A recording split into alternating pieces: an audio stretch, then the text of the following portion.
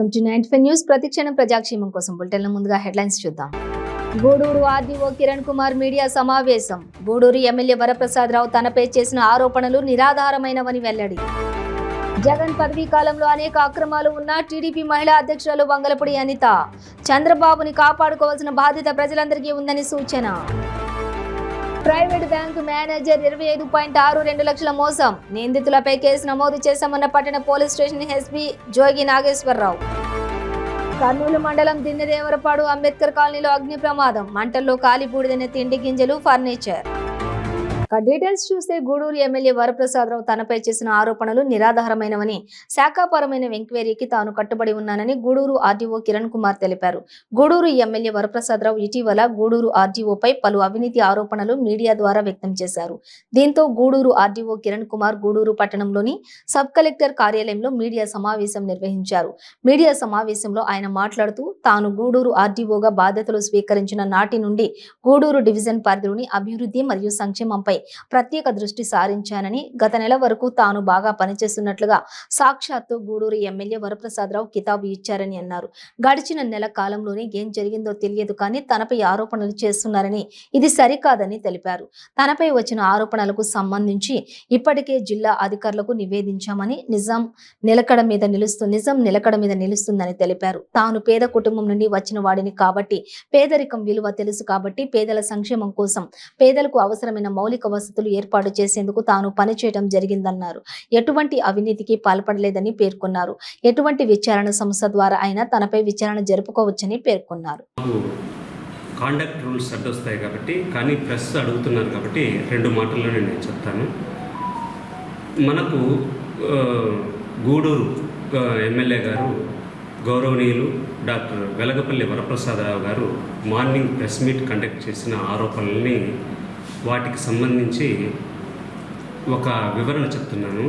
మొట్టమొదటి బంగారు అనేది మనకు కొలిమిలో వేడి చేయబడుతుంది, తరువాత సమ్మెట దెబ్బలకు గురి కాబడుతుంది, చివరిగా అది ఆభరణంగా తయారవుతుంది. ఆరోపణలు వాస్తవాలన్నిటికి సంబంధించి వివరణలన్నిటి కూడా జిల్లా యంత్రాంగానికి తెలియజేయడం జరిగింది. జిల్లా యంత్రాంగం కూడా దీని వెనకాల ఎవరున్నారు, ఎలా ఉన్నారు అనేసి మొత్తం ఒక కన్క్లూజన్ కూడా రావడం జరిగింది. దీనికి సంబంధించి ఏ విచారణకైనా, విజిలెన్స్ కానీ, సిబిసిఐడి కానీ, ఇంటెలిజెన్స్ కానీ, ఏ విచారణకైనా సిద్ధంగా ఉన్నాము.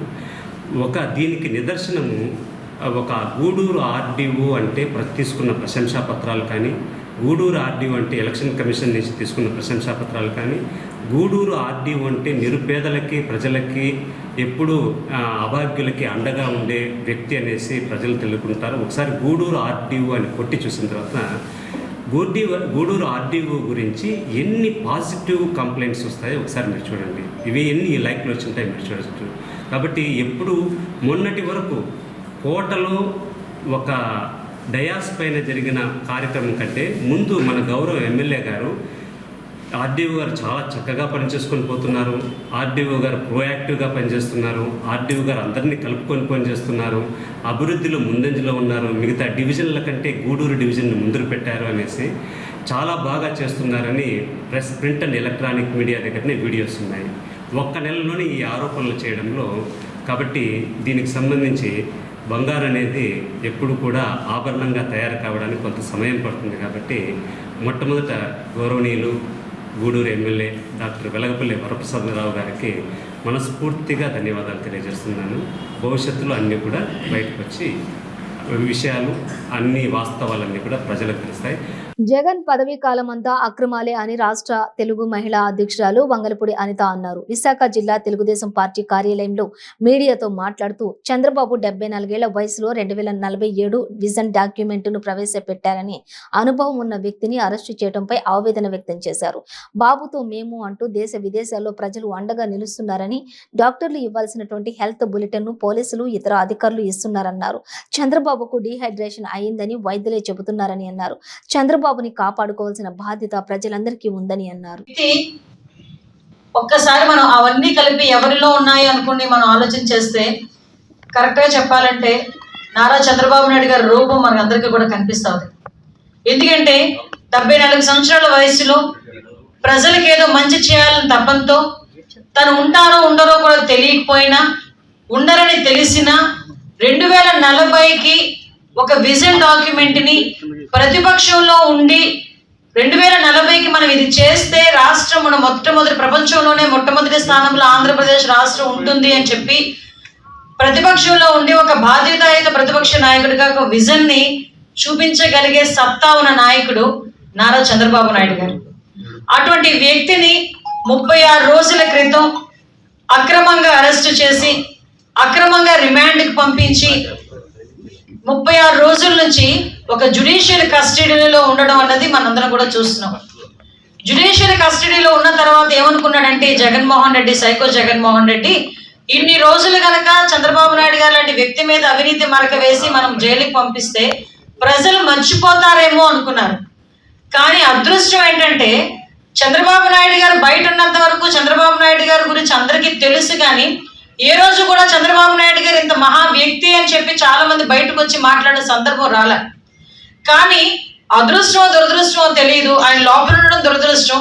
కానీ ఆయన గురించి మంచిగా మాట్లాడుకోవడం, ఆయన గురించి నిరసన తెలియజేయడం, సంఘీభావాలు తెలియజేయడం, ఆయన బయటికి రావాలని చెప్పి వీ స్టాండ్ విత్ సిబిఎన్ అని చెప్పి రోడ్ల మీదకి ప్రాంతాలకు అతీతంగా, జాతులకు అతీతంగా ప్రైవేట్ బ్యాంకు నరసాపురం శాఖ మేనేజర్ 25.62 లక్షల మోసానికి పాల్పడిన సంఘటనపై కేసు నమోదు చేశామని పట్టణ పోలీస్ స్టేషన్ హెచ్సి జోగి నాగేశ్వరరావు తెలిపారు. దీనికి సంబంధించిన నాగేశ్వరరావు కథనం మేరకు వివరాలు ఇలా ఉన్నాయి. పశ్చిమ గోదావరి జిల్లా బంధన బ్యాంకు నరసాపురం శాఖ మేనేజర్గా మోర్తా శ్రీకృష్ణ పనిచేస్తున్నారు. లక్ష్మణేశ్వరంలోని స్వామి గ్రూపునకు చెందిన 3 సభ్యులకు గత నెల 22న బ్యాంకులో 1.10 లక్షలు రుణం పొందినట్లుగా వారి చరణవాణిలకు సంక్షిప్త సమాచారం వచ్చింది. దీనిపై ఆ 3 వ్యక్తులు అదే రోజు బ్యాంకుకు వచ్చి మేనేజర్ను నిలదీశారు. ఆ సమయంలో అక్కడే ఉన్న ఆ bank area manager Mallik Ahmed Sur దీనిపై బాధితులతో మాట్లాడి వివరాలు రాబట్టారు. మేనేజర్ను నిలదీయటంతో ఆ రుణం తానే తీసుకుంటున్నట్లుగా అంగీకరించి తిరిగి చెల్లించారు. బ్యాంకులో ఎటువంటి సంఘటనలు ఇంకా ఏమైనా ఉన్నాయేమోనని పరిశీలించగా పలువురి పేరున 25.62 లక్షలు రుణాలు మంజూరు చేసి ఆ నగదును బ్రాంచ్ మేనేజర్ కాజేసినట్లుగా గుర్తించిన ఏరియా మేనేజర్ పోలీసులకు ఫిర్యాదు చేశారు. దీనిపై తాను కేసు నమోదు చేశానని పట్టణ సీఐ శ్రీనివాస్ యాదవ్ దర్యాప్తు చేస్తున్నారని హెచ్సి తెలిపారు.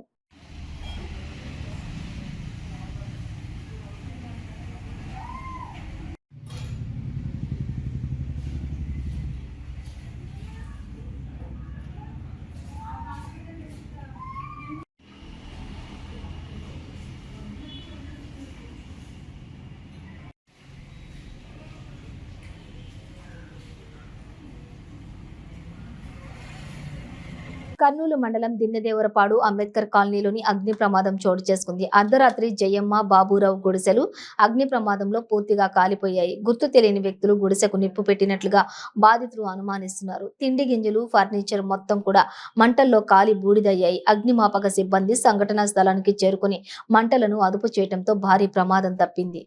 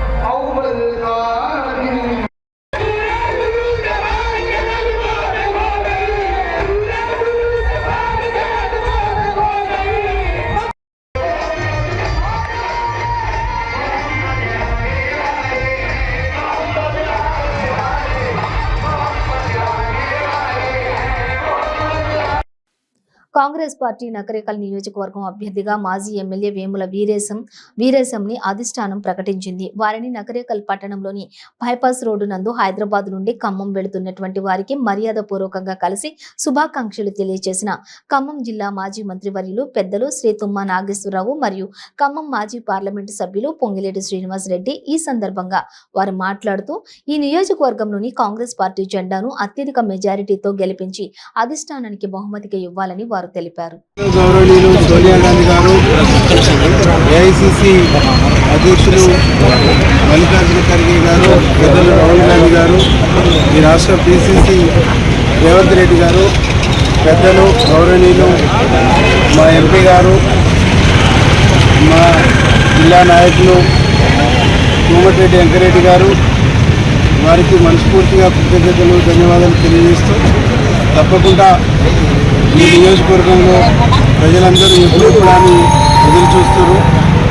కాంగ్రెస్ పార్టీ అభ్యర్థిగా నన్ను డిక్లేర్ చేసిన తర్వాత కాంగ్రెస్ శ్రేణుల్లో కాంగ్రెస్ నాయకుల్లో ఉత్సాహం అనేటువంటిది మరింత రెట్టింపైంది. ప్రజలందరూ కూడా కాంగ్రెస్ పార్టీకి ఓటేసి గెలిపేయడానికి సిద్ధంగా ఉన్నారు. ప్రజల నుంచి వస్తున్నటువంటి స్పందన కూడా అంత అద్భుతంగా ఉంది. డెఫినెట్లీ ఈ నియోజకవర్గంలో కోమటిరెడ్డి వెంకరెడ్డి గారు కోరుకున్నటువంటి విధంగా తప్పకుండా కాంగ్రెస్ పార్టీని గెలిపించి వారి చేతిలో పెడతామని చెప్పేసి తెలియజేస్తాం.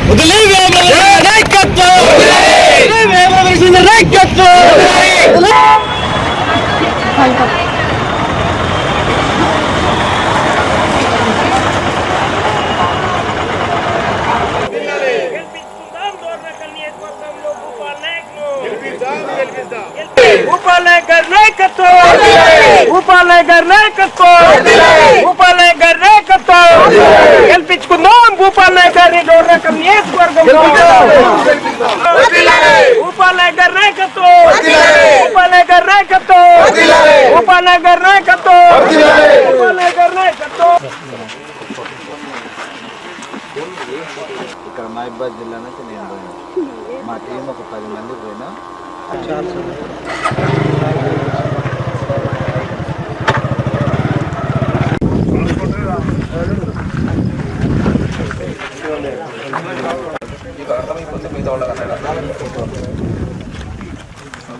కూర్చొని నీకు వచ్చిన మెసేజ్ని ఒక 20 బూతులు అతనికి ఇచ్చేసేయండి, 20 బూతులు ఇతనికి ఇచ్చేయండి.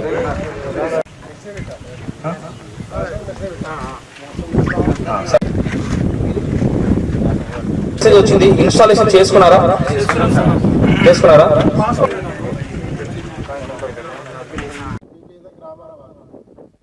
రకాలుగా ఎవరి కథలు వాళ్ళు చెప్పుకుంటూ వస్తారో అధికారంలో రావడానికి, కానీ దానికి రూట్ లెవెల్ నుంచి మనం.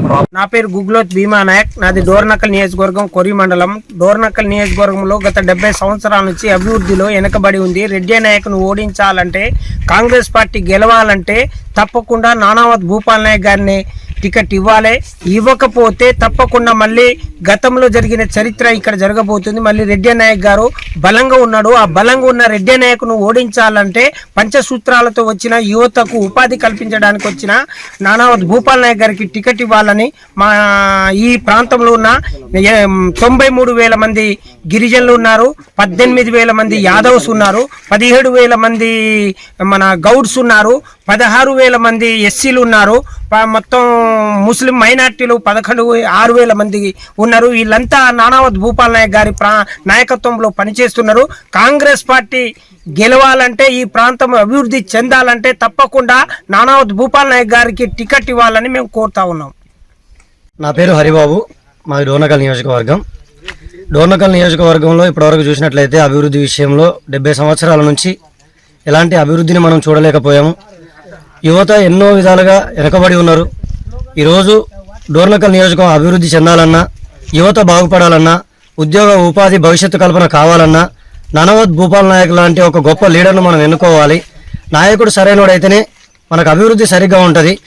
ఈ విషయము కాంగ్రెస్ పార్టీ అధిష్టానం కూడా గ్రహించి అభివృద్ధి చేసేటువంటి ఒక సత్తా ఉన్న నాయకునికి టికెట్ ఇచ్చి పార్టీ తరఫున ఒక మంచి ఎమ్మెల్యేని గెలిపించుకోవాలని డోర్నకల్ నియోజకవర్గం సభ్యులైనటువంటి మేమందరం కూడా మనస్ఫూర్తిగా ఆహ్వానిస్తున్నాము. డోర్నకల్ నియోజకవర్గంలో నానావత్ భూపాల్ నాయక్ గారికి టికెట్ ఇవ్వాలని మనస్ఫూర్తిగా కోరుకుంటున్నాం. కాంగ్రెస్ పార్టీలో నానావత్ భూపాల్ నాయక్ గారిని టికెట్ ఇస్తేనే ఇక్కడ ఒక రెడ్డి నాయక స్థానిక ఎమ్మెల్యేని ఓడగొట్టాలంటే కాంగ్రెస్ పార్టీలో మన నూనావతి భూపాల్ నాయక్ గారిని టికెట్ ఇస్తేనే ఇక్కడ గెలుస్తారని చెప్పేసి కాంగ్రెస్ పార్టీ హైకమాండ్కి కోరుతున్నాం. డోర్నకల్ నియోజకవర్గంలో యువకుడైనటువంటి భూపాల్ నాయక్కే కాంగ్రెస్ పార్టీ నుంచి టికెట్ ఇవ్వాలని ఈ ప్రాంత ప్రజలంతా కోరుతా ఉన్నారు.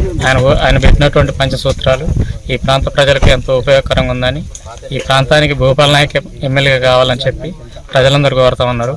భూపాలానికే కాంగ్రెస్ పార్టీ టికెట్ ఇవ్వాలని ఈ ప్రాంతం నుంచి మేము డిమాండ్ చేస్తా ఉన్నాం.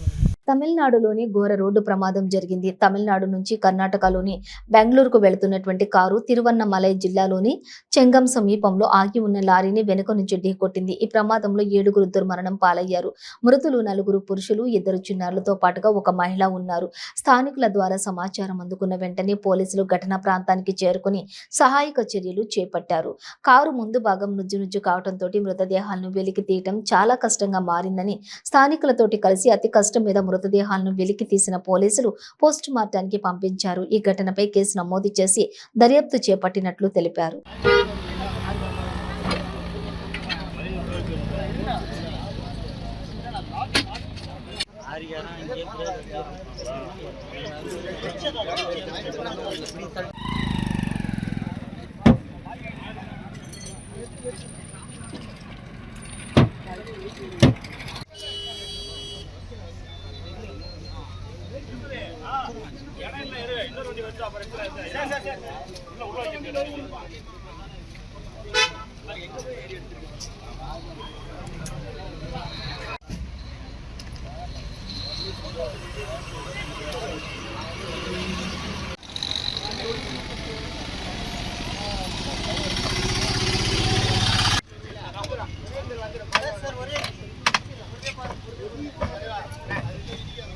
గూడూరు పట్టణంలో మహాలయ అమావాస్య సందర్భంగా శ్రీ ఆంజనేయ స్వామి వారి జెండా ఉత్సవం వైభవంగా ప్రారంభమైంది.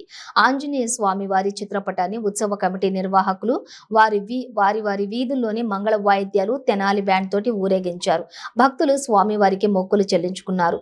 నేటి రాత్రి జెండా గ్రామోత్సవాలు వైభవంగా కలకలం రేపాయి. తిరుపతి శివారు తిరుచానూరు పరిధిలోని ముళ్లపూడి గ్రామంలోని దక్షిణమూర్తి కాలనీలోని ఓ ఇంట్లో క్షుద్ర పూజలు నిర్వహిస్తూ ఉండగా స్థానికులు కొందరు గమనించారు. అమావాస్య రోజు అర్ధరాత్రి క్షుద్ర పూజలు చేయటంతో స్థానికులు భయాందోళనకు గురయ్యారు. క్షుద్ర పూజలు చేయించడానికి దూర ప్రాంతం నుంచి ఓ మాంత్రికుడిని పిలిపించి జంతు బలి ఇవ్వటం చూసిన స్థానికులు కొందరు పోలీసులకు సమాచారం అందించారు. సమాచారం అందుకున్న పోలీసులు ఘటనా స్థలానికి చేరుకుని క్షుద్ర పూజలు నిర్వహిస్తున్న మాంత్రికుడిని, ఆ ఇంటి యజమానులను అదుపులోకి తీసుకున్నట్లుగా తెలిసింది. తిరుపతిలో క్షుద్ర పూజలు నిర్వహించిన ఇంటి యజమానులపై ప్రభుత్వం పోలీసు చర్యలు తీసుకోవాలని స్థానికులు కోరుతున్నారు.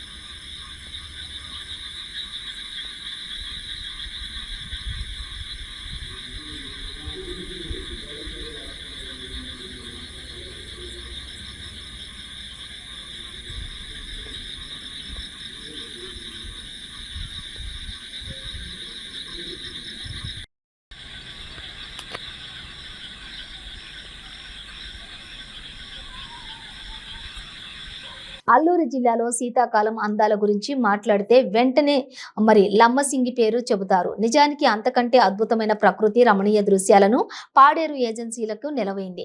మన్యంలోని పాడేరు వంజంగి హిల్స్ లోని అబ్బురపరిచే రమణీయ దృశ్యాల చూపరులను ఆకట్టుకుంటూ ఉన్నాయి. దీంతో భారీ స్థాయిలో పర్యాటకులు పాడేరు ఏజెన్సీకి పోటెత్తుతున్నారు. ప్రతిరోజు సూర్యోదయం కాగానే కళ్ల ముందు ఓ సాక్షాత్కరించేటటువంటి మంచు తుప్పటి, చేతికి అందేంత దూరంలో తేలియాడే మబ్బులు చుట్టుపక్కల ప్రకృతి అందాల పర్యాటకులను కట్టిపడేస్తూ ఉన్నాయి. మన్యం మరిన్ని కొత్త అందాల్ని సంతరించుకుంటుంది. వాటిని ఆస్వాదించడానికి పాడేరు దగ్గర ఉన్నటువంటి వంజంగి కొండలపై నుంచి సూర్యోదయాన్ని కళ్ళారా చూడడానికి పర్యాటకులు భారీగా వస్తున్నారు. ఎత్తైన కొండల మధ్యలో నిలబడి తమను తాకుతూ వెళ్లే మబ్బులను చూడడం ఒక తీయని అనుభూతిగా వారు గుర్తించుకుంటున్నారు. సెలవులు కలిసి రావడంతో చిన్న పెద్దతో పాటు అధిక సంఖ్యలో యువత చలో పాడేరు అంటున్నారు.